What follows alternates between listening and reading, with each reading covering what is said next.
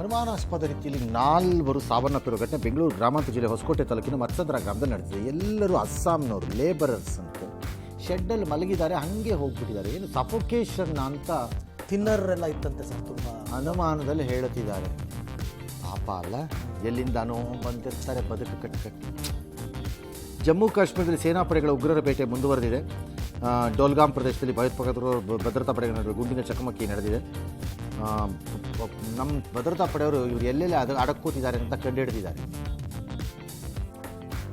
ರಾಜ್ಯ ರಾಜಕಾರಣದಲ್ಲಿ ಕುರ್ಚಿ ಕದನ ಜಾಸ್ತಿ ಆಗ್ತಿರೋ ಹೊತ್ತಲ್ಲಿ DKಶಿ ಶಕ್ತಿ ಪ್ರದರ್ಶನಕ್ಕೆ ಮುಂದಾದ್ರಾ ಅಂತ ಪ್ರಶ್ನೆ. ಕನಕಪುರದಲ್ಲಿ ಅದ್ದೂರಿ ಕನಕೋತ್ಸವ ಮಾಡಿದಾರಂತೆ.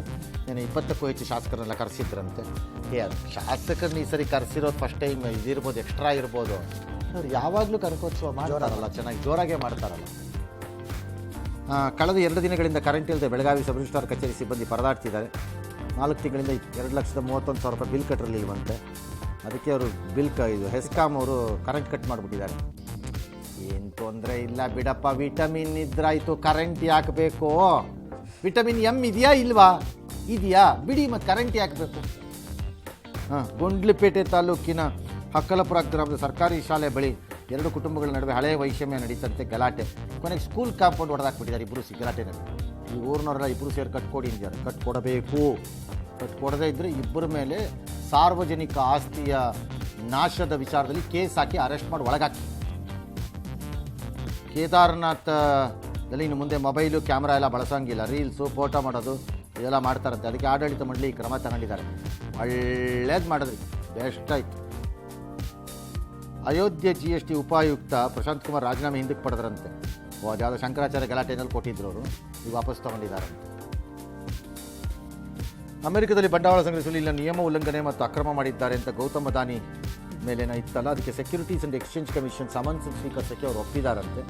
90 ದಿನದಲ್ಲಿ ಉತ್ತರ ಕೊಡ್ತೀವಿ ಅಂದಿದ್ದಾರಂತೆ. ಕೊಡ್ತಾರಪ್ಪ, ಅವ್ರಿಗೆ ಗೊತ್ತಿರುತ್ತೆ ಹೆಂಗೆ ಹ್ಯಾಂಡ್ಲ್ ಮಾಡಬೇಕು. ಜಗನ್ನಾಥಪುರಿಯಿಂದ ಹಿಂತಿರುಗುತ್ತಿದ್ದ ವೇಳೆ ಆಗ್ರಾದಲ್ಲಿ ಅಪಘಾತ ಸಂಭವಿಸಿ ಸ್ಥಳದಲ್ಲಿ 6 ಜನ ಮೃತಪಟ್ಟಿದ್ದಾರೆ. ವೇಗವಾಗಿ ಬಂದ ಟ್ರಕ್ 2 ಆಟೋರಿಕ್ಷಾ ಡಿಕ್ಕಿ ಹೊಡೆದಿದೆ. ಟ್ರಕ್ ಚಾಲಕ ಕೂಡದ ಮತ್ತಿನಲ್ಲಿದ್ದ ಅಂತ ಪ್ರತ್ಯಕ್ಷದರ್ಶಿಗಳು ಹೇಳಿದ್ದಾರೆ.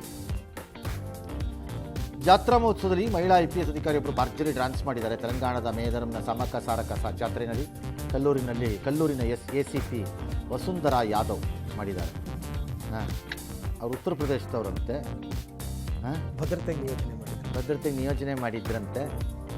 ಆಕೆನೂ ಒಂದು ಡ್ಯಾನ್ಸ್ ಮಾಡಿದ್ದಾರೆ. ಏನು ಚೆನ್ನಾಗಿ ಒಳ್ಳೇದಾಯ್ತಲ್ಲ. ಏನಾಯ್ತು ಅದರಿಂದ? ಊರಿನ ಜನದ ಜೊತೆ ಮಾಡಿದ್ದಾರೆ ಅಷ್ಟೇ ತಾನೇ. ಎಂಜಾಯ್ ಮಾಡಿದ್ದಾರೆ ಎಲ್ಲರ ಜೊತೆ ಸೇರಿ. ಎಂಜಾಯ್ ಅನ್ನೋಕ್ಕಿಂತ ಇಂಥ ಆ್ಯಕ್ಟಿವಿಟೀಸು ಕೆಲವು ಸರಿ ಪೊಲೀಸ್ನವ್ರು ಮಾಡೋದು ಎಲ್ಲ, it will make them better with the public.